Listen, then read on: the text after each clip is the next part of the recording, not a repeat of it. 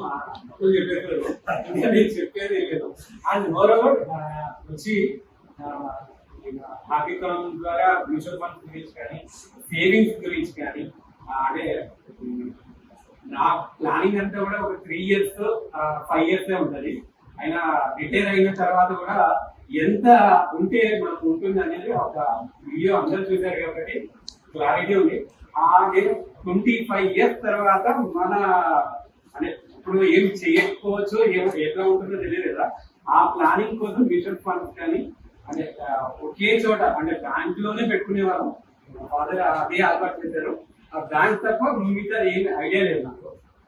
తర్వాత ఒకే చోట పెడితే ఉపయోగం లేదని చెప్పి డైవర్సిఫికేషన్ చేసుకున్నాను.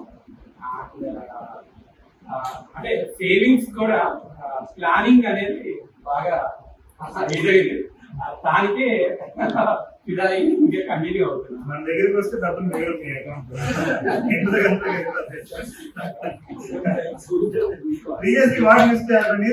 ఫ్రెండ్స్ అడిగేవాళ్ళు